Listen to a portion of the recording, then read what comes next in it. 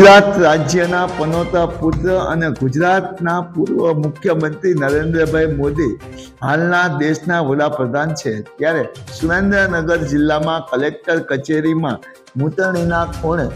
તેમજ સુરેન્દ્રનગર નગરપાલિકામાં મૂતરણીના ખૂણામાં તેમજ કલેક્ટર કચેરીમાં પણ જે મૂતરણીના ખૂણે નરેન્દ્ર મોદીના પોસ્ટરો બેનરો લગાવવામાં આવ્યા છે, પરંતુ સુરેન્દ્રનગર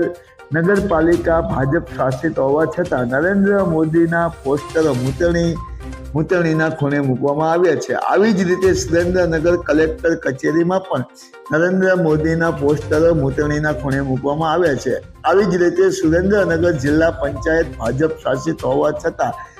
ભાજપ શાસનના રાજમાં ભાજપની બોડી હોવા છતાં જ્યારે નરેન્દ્ર મોદી અને દેશના હાલના વડાપ્રધાન અને ગુજરાતના પનોતા પુત્ર અને ગુજરાતના પૂર્વ મુખ્યમંત્રી નરેન્દ્ર મોદીના પોસ્ટરો અને બેનરો